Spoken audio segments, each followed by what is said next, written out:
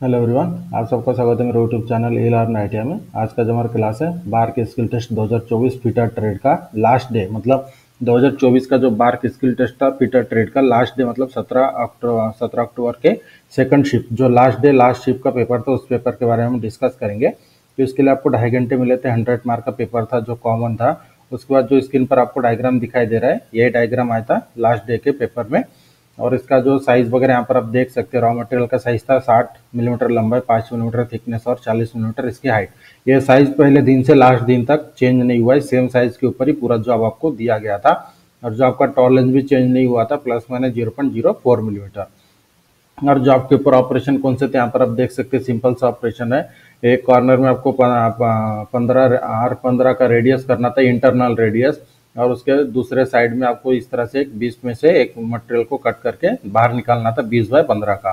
तो इसको किस तरह से आपको करना था टोटली आपको, मतलब जो वीडियो देखेंगे उसके आसानी हो जाएगी। इसके लिए हम आपको पूरे डिटेल में आपको सॉल्व करके देते हैं कि ये जो जॉब आया था इसको आपको कौन से मेथड से करना था, कौन सा फाइल आपको कौन से जगह पर यूज करना था, ऑपरेशन के अनुसार फाइल का सिलेक्शन कैसे करते हैं, सब डिटेल में आपको जानकारी देते हैं। तो मान लीजिए जैसे सबसे पहले आपका जो पहला स्टेप होता है, बेसिक स्टेप फीटर ट्रेड के फ्लैट वाले जॉब के ऊपर जो रॉ मटेरियल आपको मिलता है, सबसे पहले आपको जो रॉ मटेरियल फाइनल साइज होता है, जैसे 60 और 40 फाइनल है लंबाई और हाइट, तो इससे आपको 5-5 मिलीमीटर प्लस में रॉ मटेरियल दिया जाता है। तो उसे आपको कब कट करना है वो इंपॉर्टेंट है, डायग्राम के ऊपर डिपेंड करता है। तो जो आपको डायग्राम दिखाई दे रहा है, इस डायग्राम को लास्ट में करोगे तो भी कोई प्रॉब्लम नहीं, और जॉब को बनाने के पहले भी करोगे तो कोई प्रॉब्लम नहीं, मतलब इसमें ज़्यादा ऑपरेशन नहीं है तो आपको टाइम मिल जाएगा। तो इसको आप जॉब बनने के बाद भी कट कर सकते हो। इसके बाद का जो स्टेप आता है, जैसे आप जॉब बनाना स्टार्ट करते हो तो सबसे पहले जॉब को बेंच वाइज में सेट करके आपको चारों साइड 90 डिग्री में बनाना होता है। तो चारों साइड 90 डिग्री बनाते समय सबसे पहले जो हाइट वाला दो साइड होता है, दोनों साइड ऑलरेडी 90 डिग्री में होता है, सिर्फ उसको आपको बेंच वाइज में सेट करके आपको ड्रॉ फाइलिंग करना है बास्टर्ड फाइल के सहायता से। तो ड्रॉ फाइलिंग करके ब्लैकनेस को हटाओगे तो ऑटोमेटिकली वो 90 डिग्री में बन जाता है।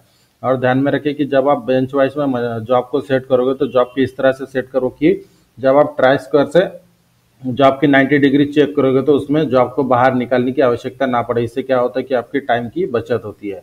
तो इसके बाद जैसे सबसे पहले हमने दो साइड 90 डिग्री बना लिया, उसके बाद दो साइड जो लंबाई वाला साइड होता है, कटा हुआ साइड, उसे हमें 90 डिग्री बनाना होता है फाइलिंग करके। तो दो साइड सबसे पहले जो हमने ड्रॉ फाइलिंग करके 90 डिग्री बनाया उसको रेफरेंस पकड़ के बाकी के दोनों साइड को बास्टर्ड फाइल के सहायता से फाइलिंग करके आपको 90 डिग्री बनाना है, और कंटिन्यू ट्राई स्क्वायर के सहायता से चेक करते जाना है कि जॉब आपका 90 डिग्री में बना है या नहीं।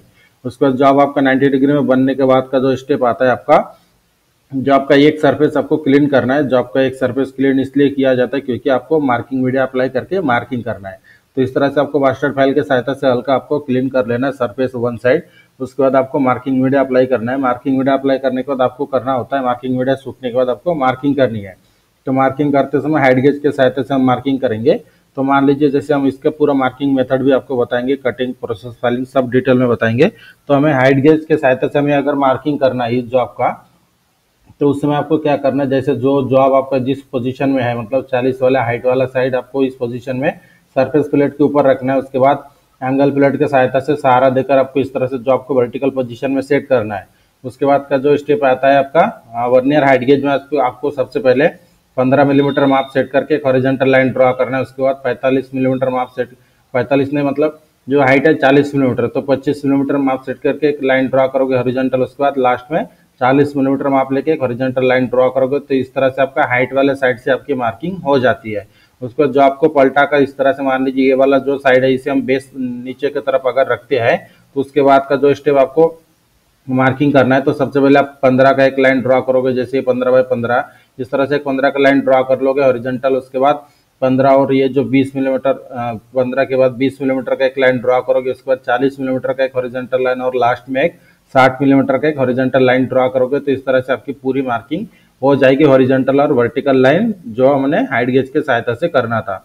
तो उसके बाद का जो इंपॉर्टेंट स्टेप आता है कि जो जॉब की आपको जो डायग्राम है, डायग्राम के अनुसार जो शेप आपको मार्किंग करना है। तो हमने तो सबसे पहले हाइट गेज के सहायता से वर्टिकल और हॉरिजॉन्टल लाइन सिर्फ स्ट्रेट लाइन ड्रॉ की है। उसके बाद जॉब के आकार के अनुसार आपको जोड़ना है। तो इसके लिए आपको सबसे पहले डायग्राम को सामने रखना है। उसके बाद जो आपको ये कॉर्नर दिखाई दे रहा है, इस कॉर्नर के ऊपर हल्का पंचिंग करना है डॉट पंच की सहायता से।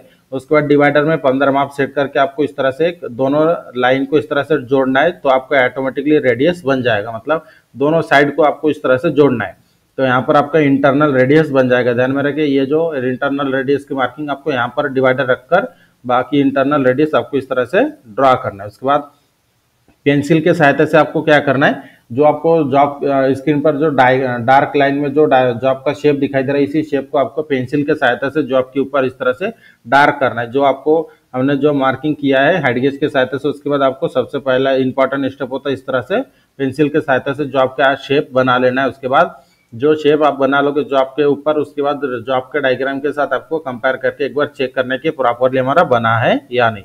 एक बार कंफर्मेशन होने के बाद आपको आपका प्रोसेस आता है पंचिंग का।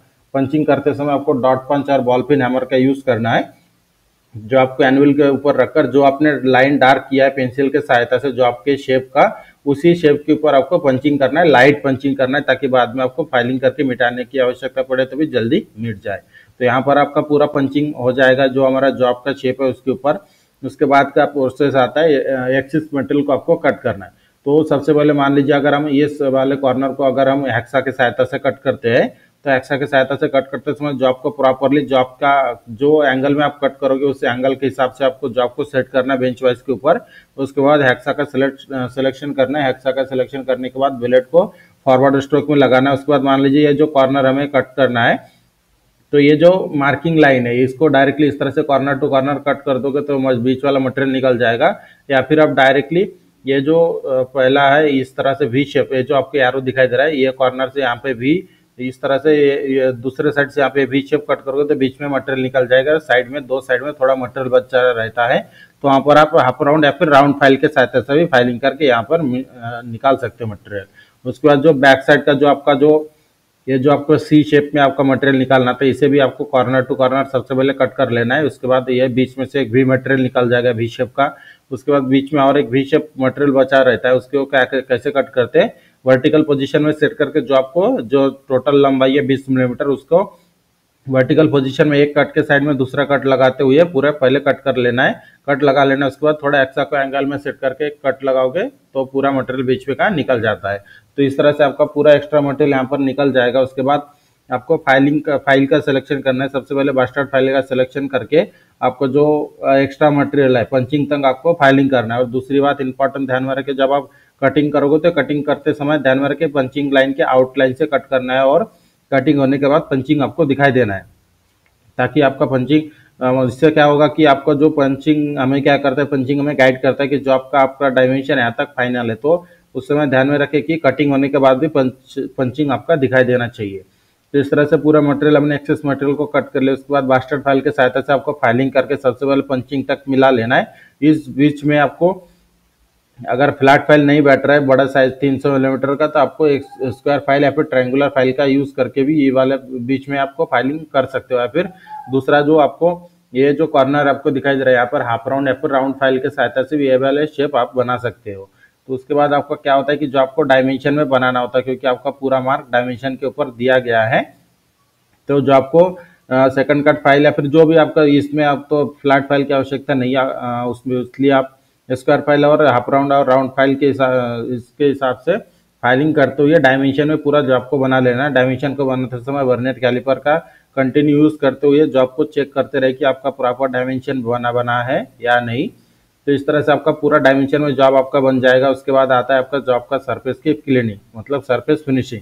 तो ध्यान में रखिए, जब आपका रॉ मटेरियल मिला था आपका थिकनेस था 6 मिलीमीटर, आपको बनाना कितना 5 मिलीमीटर फाइनल थिकनेस था। तो सबसे पहले दोनों सरफेस को आपको बास्टर्ड फाइल के सहायता से फाइलिंग करके एक्स्ट्रा का मटेरियल निकाल देना है। उसके बाद स्मूथ फाइल के सहायता से आपको फाइलिंग करके पूरे जॉब को फिनिशिंग कर लेना है फाइनल, और पूरा डायमेंशन को एक बार चेक कर लेना है और थिकनेस भी यहाँ पर चेक कर लेना है कि प्रॉपर आपका पूरा डायमेंशन बना है या नहीं। तो यहाँ पर आपका पूरा स्टेप बाय स्टेप जॉब आपका बन जाता है, जो हमने आपको पूरा स्टेप बाय स्टेप मार्किंग से लेकर कटिंग फाइलिंग पूरा डिटेल में जानकारी दे दिया है।